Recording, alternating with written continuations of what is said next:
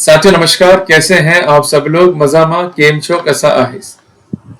आप सबको जय श्री राम, जय बालाजी की, जय खाटू श्याम जी की। साथियों कई बार आप सबकी क्वेरी आती है कि हमें बिल लिखनी है और अल्टीमेटली हम चाहते हैं कि रजिस्टर्ड बिल लिखें, पर कुछ लोग ये कहते हैं कि भाई अगर रजिस्टर्ड बिल लिखोगे तो you are wasting your money and time. Better ये है कि आप जाइए नोटराइज बिल के लिए, खर्चा बहुत कम लगेगा और पैसा बचेगा। और कुछ लोग ये भी एडवाइस करते हैं कि it is not necessary to prefer for registered और नोटराइज बिल।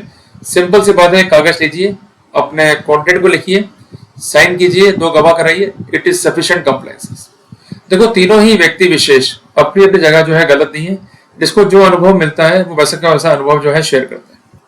पर साथियों कई बार गलत अनुभव आपको बड़ी मुसीबत में जो है डाल सकते हैं। साथियों जब भी हम कोई डॉक्यूमेंट को कराना चाहते हैं एग्जीक्यूट, तो हमारी पहली प्रायोरिटी क्या है कि हमारी जो प्रॉपर्टीज हैं उनका प्रोटेक्शन भी हो जाए और खर्चा बहुत कम से कम हो।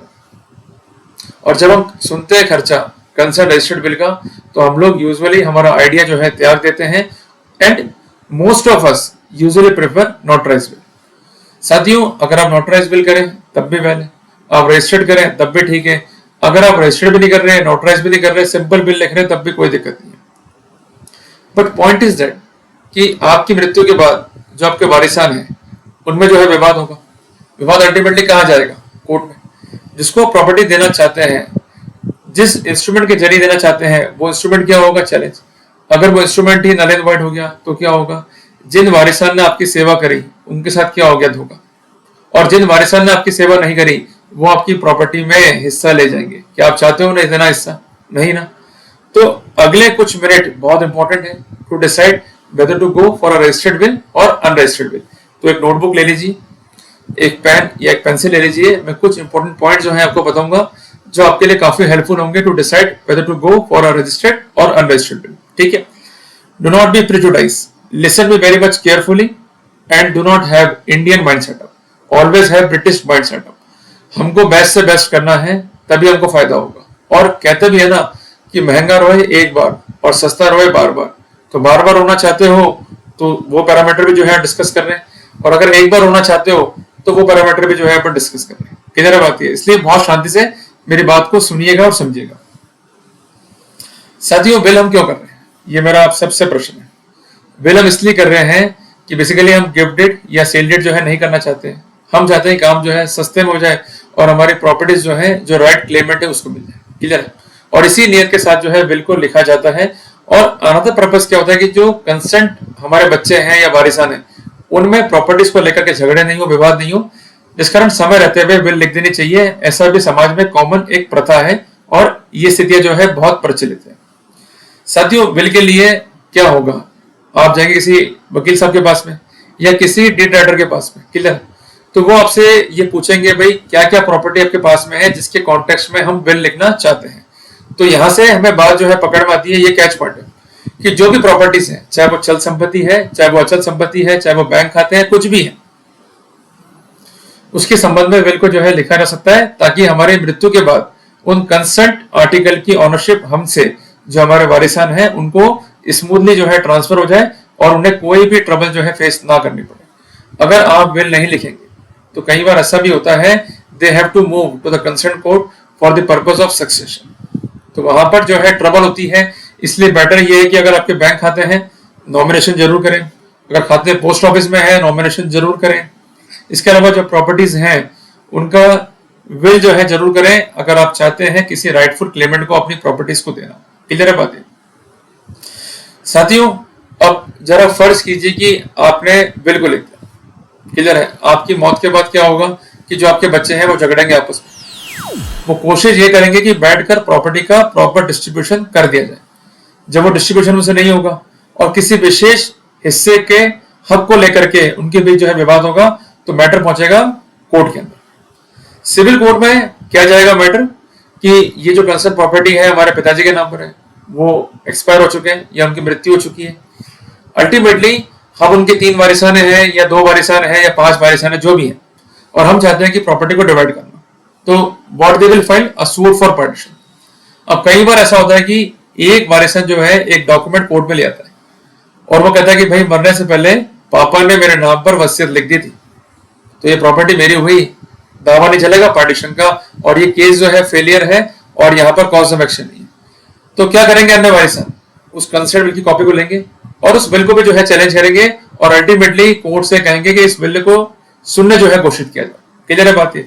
या कई बार ऐसा भी हो सकता है कि जब बात चल रही हो डिस्ट्रीब्यूशन की और ऐसी बिल उनकी जानकारी में तब आती है, तब उस बिल को जो है चैलेंज किया जा सकता है। क्लियर है? दोनों स्थितियों में अगर बिल चैलेंज होगी तो बिल में कुछ ऐसे पॉइंट्स भी होने चाहिए जो बिल को प्रॉपर प्रतिरक्षा दे सके, proper point of resistance should be there, otherwise आपकी बिल जो है चकनाचूर हो जाएगी। साथियों, प्राइम अटैक क्या होता है? कंसेंट प्लेंटिफ का या पिटिशनर्स का while challenging the consent bill, कि ये बिल जो है प्रॉपरली एग्जीक्यूट ही नहीं हुई है।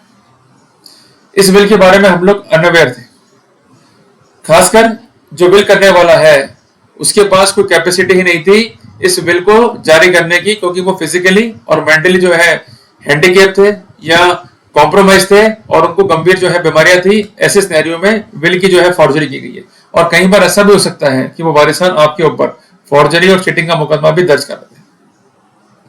उनका ये भी कहना हो सकता है कि ये बिल जो है लिखी गई है under coercion and under undue influence और प्रेशर। उनका ये भी कहना हो सकता है कि जो अदर लीगल हेयर्स हैं उनको तो कोई भी राइट नहीं दिया, जबकि सेवा तो हमने भी करी है।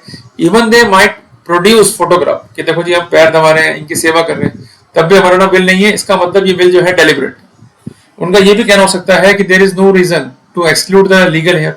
उनका ये भी कहना हो सकता है कि जो कंसेंट विटनेसेस हैं अटैच करने वाले वो तो एग्जामिन नहीं हुए। उनका ये भी कहना हो सकता है कि जो विटनेसेस हैं बिल को अटैच करने वाले they are the stock witnesses, on multiple points they में चैलेंज द बिल। क्लियर है बात?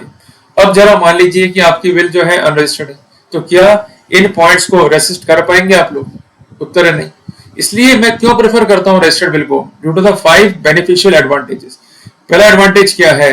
Registered will is the indication of genuineness. अगर आपका बिल जो है रजिस्टर्ड है तो ये गवर्न किससे होगा? इंडियन रजिस्ट्रेशन एक्ट से।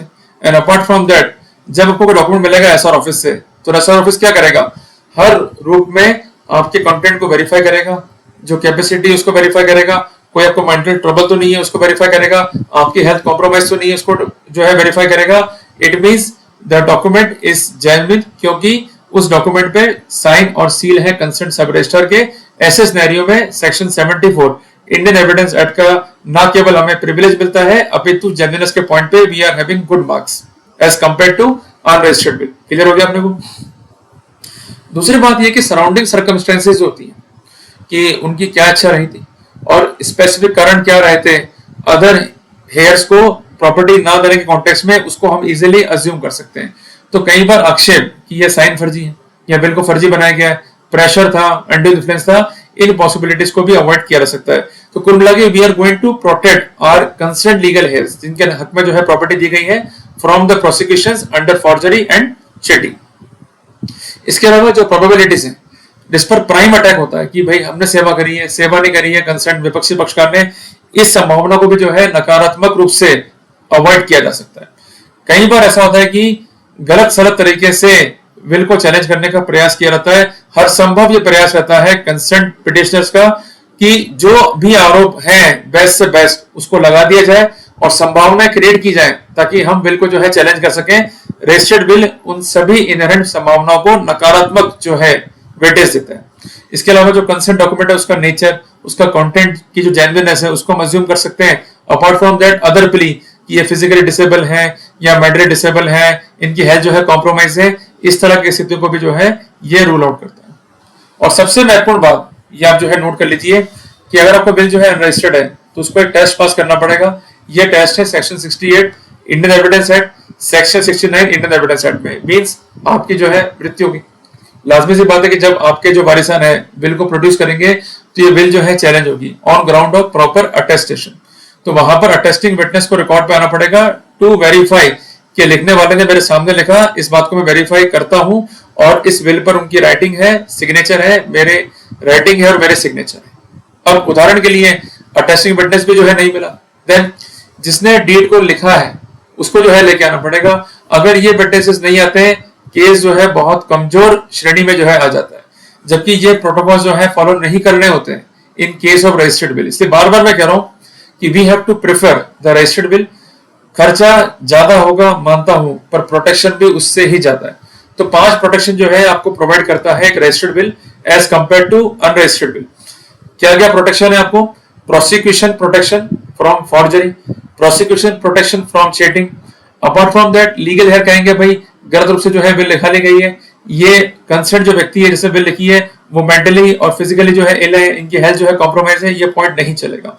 अपार्ट फ्रॉम दैट अटेस्टर मींस जो अटेस्टिंग विटनेस है वो नहीं भी है, आपको जरूरत नहीं है उनको लेके आने की। You may get the immunity from section 68 69 of Indian evidence act. And apart from that हमें ये वसीयत में जो है हिस्सा क्यों नहीं दिया, हमारा मेंशनिंग क्यों नहीं है, स्पेसिफिक रीजंस क्यों नहीं है, जिसको हम कहते हैं इनहेरेंट प्रोबेबिलिटीज, इसको भी नकारात्मक वेटेज देता है कंसर्न रजिस्टर्ड बिल।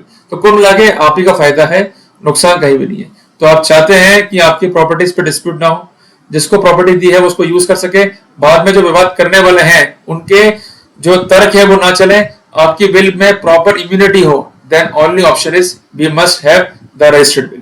और इस बात की टेस्टिमनी मिलती है हमें एक महत्वपूर्ण जजमेंट से भी, जजमेंट है ऑनरेबल केरल हाई कोर्ट का, इसका तारीख है 29 मई 2025। जजमेंट है डॉक्टर केपी लीला बनाम के राजा राम का। इसमें भी यही हुआ कि कंसेंट व्यक्ति विशेष की मृत्यु के बाद उनके वारिसान रिकॉर्ड पर आके कि प्रॉपर्टी को जो है डिवाइड करो। जब डिवीजन फेलियर हो गया, मामला जो है कोर्ट में आ गया, तो एक वारिसन कहता है कि रिमेनिंग जो प्रॉपर्टीज है उसको हम डिवाइड कर लेंगे, पर एक प्रॉपर्टी के कॉन्टेक्स्ट में बिल है, पर बिल कैसा है? Registered bill. तो कोर्ट ने उस वारिसन के हक में फैसला दिया और सबसे इंपॉर्टेंट बात, रजिस्टर्ड बिल की इंपॉर्टेंस को और इसके महत्व को भी एक्सप्लेन किया, और ये भी कहा कि अगर रजिस्टर्ड बिल है तो it get more immunity as compare to unregistered will. तो इसलिए अब फैसला आपका है, आप चाहते हैं विवादों में पड़ना या एक सुरक्षित माहौल जहां आप प्रॉपर्टी को सुरक्षित रूप से एंजॉय कर पाए। क्लियर है? तो जल्दी मिलते हैं अपने नए टॉपिक के साथ। टिल देन जय हिंद, जय भारत।